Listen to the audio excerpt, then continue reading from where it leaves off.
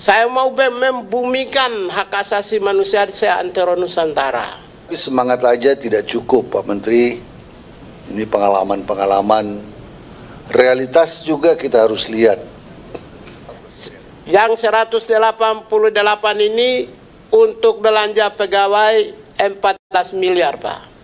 Kalau saya punya staf 2.544, maka hanya untuk gaji dan tunjangan itu membutuhkan lebih dari 1 triliun.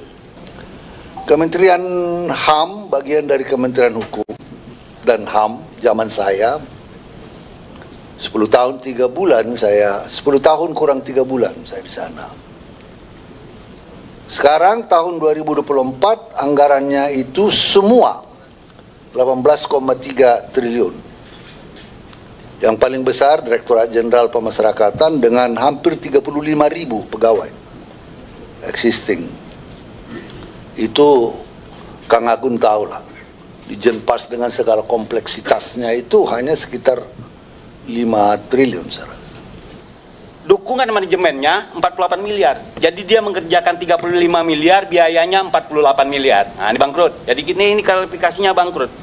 Dan ini menjadi prioritas Komisi 13 untuk segera bicara dari antara kementerian ini dengan kita bicara, kalau enggak ini bangkrut ini, jangankan HAM. Mereka sendiri ini sudah melanggar HAM terhadap dirinya sendiri. Bagaimana mau ngurus HAM orang lain sementara mereka ini melanggar HAM? Setelah saya hitung kekuatan personil saya, yang ada sekarang 100 berapa? 188 staf, Pak. Dengan adanya struktur baru, saya membutuhkan 2.544 staf. 2.544 staf. Dari 2.544 staf ini, hanya dari dukungan gajinya berapa kita?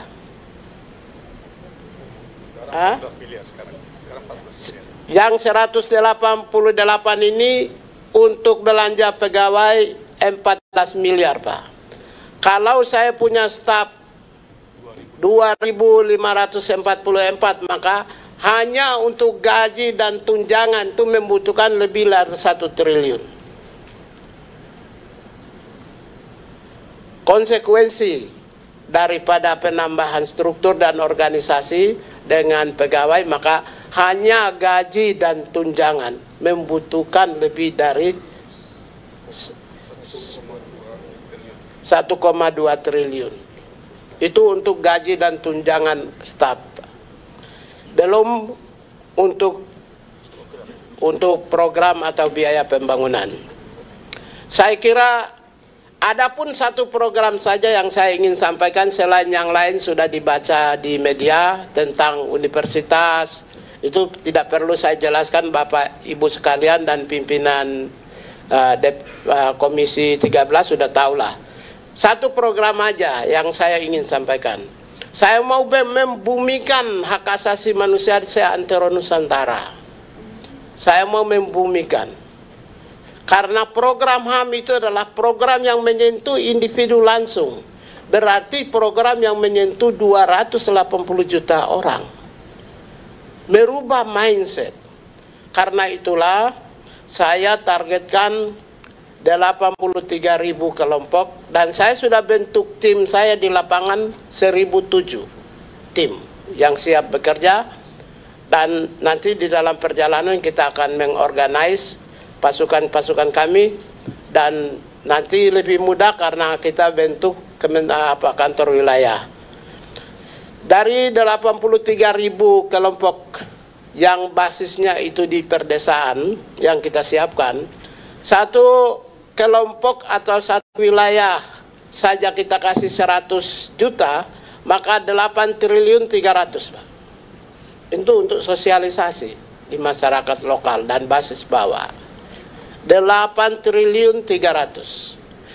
Untuk mencapai 20 triliun, saya punya lebih dari 200 program yang tidak perlu saya sebut.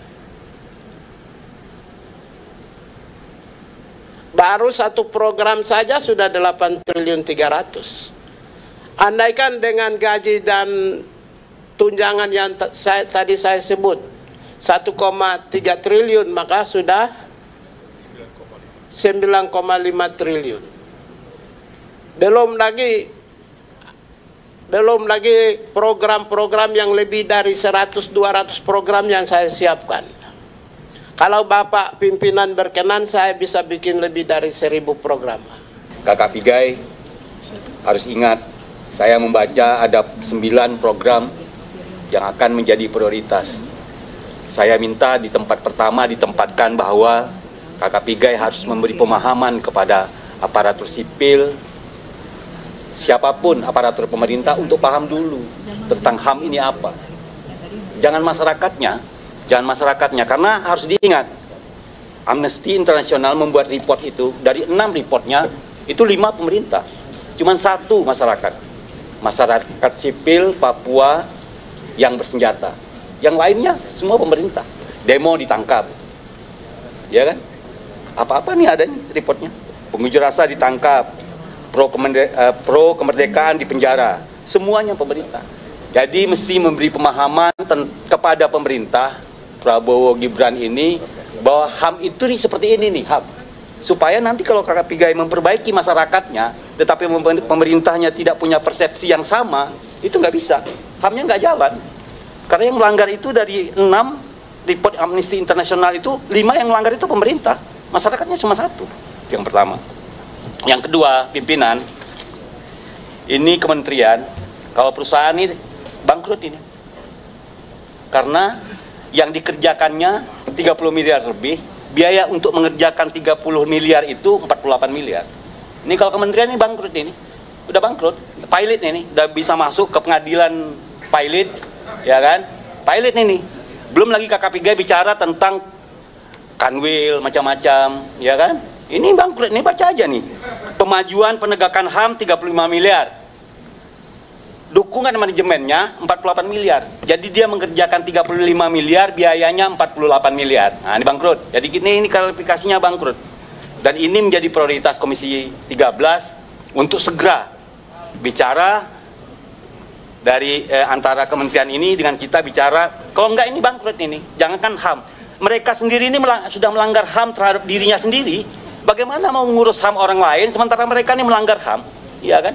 Melanggar HAM mereka gitu loh. Jadi ini perlu kita perbaiki. Bukan kita ini bicara uang untuk program, bukan bicara uang untuk fungsi, tapi yang realistis. Jadi jangan juga bikin kementerian, tapi sebenarnya kita nggak punya kemampuan. Jangan itu terjadi. Tapi ini penting karena dia cita-cita nomor 1 loh ini. Nomor 1 ini. Ini kalau sempat ini hilang ini jadi 7 nih, ya kan? Nomor 1 mereka. Jadi jangan sampai mereka ini melanggar HAM terhadap dirinya sendiri. Saya menghargai semangat dari Pak Menteri.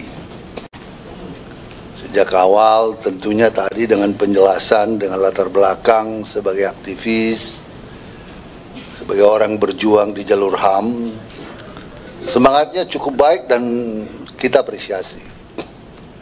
Tetapi semangat aja tidak cukup Pak Menteri. Ini pengalaman-pengalaman. Realitas juga kita harus lihat. Saat ini APBN kita kemarin defisitnya sekitar 600 ya. Tahun depan akan ada jatuh tempo hutang sekitar 800-an. Kondisi ekonomi kita masih dunia, apalagi kalau perang terus terjadi, ini masih banyak pertanyaan-pertanyaan. Maka saya kira apa sebab teman-teman dan banyak masyarakat kaget dan lompatan angka itu sangat besar. Ideal mungkin saja ideal, tetapi realitas harus juga kita lihat. Kementerian HAM bagian dari Kementerian Hukum dan HAM zaman saya 10 tahun 3 bulan 10 tahun kurang 3 bulan saya di sana. Sekarang tahun 2024 anggarannya itu semua 18,3 triliun. Yang paling besar Direktorat Jenderal Pemasyarakatan dengan hampir 35.000 pegawai existing. Itu Kang Agun tahu lah, di Jenpas dengan segala kompleksitasnya itu hanya sekitar 5 triliun saya rasa. Kalau saya tidak silap 5 lebih. Imigrasi dan lain-lain. Maka barangkali apa yang disampaikan teman-teman barangkali perlu fokus, perlu lebih tajam membuat uraian-uraian di dalam program. Jangan nanti semangat Pak Menteri realitasnya jauh dari harapan dalam pembahasan-pembahasan anggaran. Pertarungan-pertarungan anggaran di kementerian, lintas kementerian dengan Kementerian Keuangan dan lain-lain bisa membuat Pak Menteri bisa patah arang. Harus realistis. Nah, itu yang pertama. Yang kedua yang ingin saya tanyakan, tadi Pak Menteri mengatakan bahwa skor penegakan HAM, pemajuan HAM di Indonesia ini 28. Masih tinggi Vietnam, masih tinggi Laos. Ini kan memang Vietnam kita tahu baru belakangan ini negara komunis, tapi ekonominya saya baru berkunjung ke sana, sangat baik sekali. Menurut Pak Menteri, apa yang menyebabkan ini? Apa yang menyebabkan kita tidak bergerak dalam skornya ini? Itu yang pertama. Sehingga nanti bedahnya kasusnya itu bisa kita lihat untuk langkah-langkah ke depannya. Yang kedua, kami, ini ada Pak Dirjen HAM, Dahana, melalui keputusan Presiden nomor 17 tahun 2022 dibentuk tim penyelesaian pelanggaran HAM non-yudisial. Tadi Pak Ayub ya, Pak Ayub menyampaikan kita kick off program itu 13 peristiwa HAM berat. Nah, ini nanti barangkali jangan sampai berbeda pendapat dengan Pak Menko Hukum, Pak Yusril, karena ada statement beliau juga kemarin. Antara Bapak dengan beliau harus duduk bersama dulu supaya ada kesepakatan. Jangan nanti tidak harmoni. Karena ini adalah keputusan pemerintahan yang lalu. Kami dan Pak Menko Polhukam yang sebelumnya untuk pelanggaran ini sudah membuat kerjasama. Ada Presiden mengumpulkan seluruh kementerian lembaga. Jadi pendekatan non-yudisial yang dimaksud tadi dikatakan oleh Pak Ayub, bagaimana masyarakat korban HAM itu mendapat program-program bantuan pendidikan, bantuan ekonomi, bantuan dulu pengalaman kita penyelesaian Talang Sari. Kami mulai dengan penyelesaian Talang Sari. Ini ada Pak Dirjen HAM. Sehingga model penyelesaian Talang Sari kita lakukan dalam pendekatan non-yudisial. Diberikan pendidikan, bahkan ada waktu itu PNS yang sudah dipecat karena dituduh. Kita pulihkan kembali, hak-haknya diberikan. Nah, pendekatan-pendekatan apa yang akan dilakukan oleh Saudara Menteri dan timnya tentang penyelesaian non-yudisial pelanggaran HAM, 13 pelanggaran HAM tersebut. Anggarannya tidak perlu hanya dari Kementerian Hukum dan HAM, BUMN dilibatkan, Kementerian Pendidikan untuk beasiswa kepada keluarga korban, perumahan, Menteri Perumahan, soal pembantuan perumahan. Jadi tidak, bagaimana koordinasi sinergitas antar lembaga dan antar kementerian lembaga bisa digunakan sehingga anggaran yang diharapkan 20 triliun ya mungkin melalui pendekatan-pendekatan lintas sektoral bisa dilakukan. Kedua, nah ini struktur. Jadi dari Kementerian Hukum dan HAM itu sekarang ada Kementerian Imigrasi dan PAS, ada Kementerian Hukum, masing-masing punya wamen, ada Kementerian HAM punya wamen. Nah, yang saya kaget semuanya punya kanwil. Ini semua, kalau semua punya kanwil, kantornya, biayanya, aparaturnya. Kalau ada pengangkatan PNS, sekarang kita hanya punya sekitar 100 berapa ya? 180, 188. Kalau diangkat 2000, itu belum tahun ini. Dirancang tahun ini, tahun depan. Tes, baru itu realisasi jadi CPNS akhir tahun 2025. Baru go. Masih CPNS. Mengisi strukturnya dari mana? Nah, ini supaya Pak Menteri tahan napas. Karena ini mengisi struktur yang banyak ini tidak semudah membalik telapak tangan. 2000 itu berarti dia masih CPNS 3A. Untuk mengisi dua direktorat jenderal, ya, sekjen, irjen, kanwil. Ini yang kanwil berarti kabit-kabit. Saya dengar hanya eselon 2B, ya.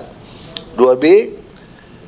Ini tentu membaginya bukan persoalan yang gampang dan konsekuensi anggarannya dahsyat sekali.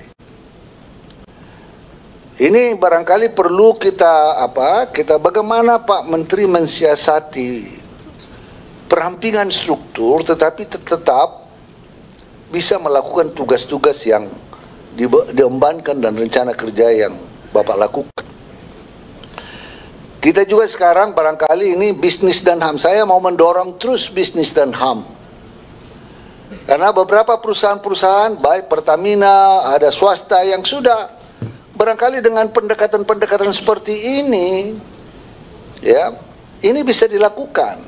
Bagaimana menggencarkan, bagaimana melakukan ini sehingga komunitas-komunitas bisnis betul-betul dengan indikator masih voluntary bisa dilakukan, bisa digiatkan terus, dan ini mendapat pengakuan dalam pertemuan-pertemuan kita dengan dunia internasional, itu diakui. Saya kira ini baik dan perlu ditindaklanjuti. Nah, tadi dikatakan ada 8.000 desa dapat 100 juta. Saya agak concern dalam soal-soal ini. Kita pengalaman dengan dana desa, Pak. Pengalaman dengan dana desa, sudah bertahun-tahun kita dana desa, masih tetap banyak dana desa-desa yang tertinggal. Dan apa yang terjadi? Banyak sekali kepala desa yang harus berurusan dengan hukum. Kalau ditelisik, ini dana desa ini hampir barangkali mungkin ada hanya berapa persen kepala desa yang bisa bersih sebersih-bersihnya. Makanya pada pemilu yang lalu banyaklah kepala desa yang menjadi alat penakut, digunakan dengan alat penakut untuk tujuan-tujuan tertentu dalam pemilu. Tidak usah kita bahas di sini. Kenapa? Itu tadi. Jadi saya mengajak Pak Menteri sebelum sampai ke sana, make it next 3 to 4 years to come instead of doing it right away. Ya, kita punya program peduli HAM. Ini yang perlu diperbaiki. Indikatornya diperbaiki lebih ketat. Kemudian kasih reward kepada kota sehingga anggarannya dari Pemda, indikator yang kuat dilakukan oleh Kementerian Hukum dan HAM, dikasih reward kepada Pemdanya yang mendapat kota kabupaten peduli HAM. Koordinasikan dengan Kementerian Keuangan. Saya mau bahwa kota peduli HAM mendapat reward seperti yang dilakukan. Kalau dia anggarannya baik, dia dapat insentif apakah berapa sekian, instead of kasih 8 triliun kepada masing-masing kepala desa, hanya sosialisasi. Wah, ini potensial untuk ciapeng kalau katanya di Medan. Ini sangat, jadi ini memangkas beberapa soal-soal yang perlu kita pertimbangkan. Saya menghargai betul upaya Pak Menteri, keinginannya yang luhur dan kuat itu. Tetapi di lapangan ini sering menjadi persoalan. Nah, yang berikutnya Universitas HAM, rumah sakit tadi sudah diangkat, rumah sakit HAM. Saya kira universitas pendidikan HAM koordinasikan saja dulu menjadi kurikulum di SD, di SMP, buat kurikulumnya didesain oleh Kementerian HAM, ya, tidak memberatkan, tetapi dia menjadi model yang baik untuk meningkatkan kesadaran HAM dari awal. Investasinya tentunya menjadi investasi jangka panjang. Jadi dari SD tergantung penilaian, tergantung analisis kita, mulai dari SD ke SMP ke SMA ke, tapi pastilah yang baik itu dari SD, SMP, mungkin nanti apakah melanjut ke seterusnya. Jadi kalau rumah sakit, saya kira koordinasi dengan Kementerian Kesehatan bagi korban-korban pelanggaran HAM mendapat penanganan, ya, daripada kita harus membangun universitas, membangun rumah sakit. Jadi melalui koordinasi antar kementerian ini bisa dilakukan. Impian, imajinasi dari Pak Menteri dapat terwujud melalui orkestrasi yang baik dengan kementerian lembaga. Apalagi Pak Menteri sudah sampaikan bahwa Presiden menyampaikan bahwa ini menjadi sesuatu yang sangat diharapkan.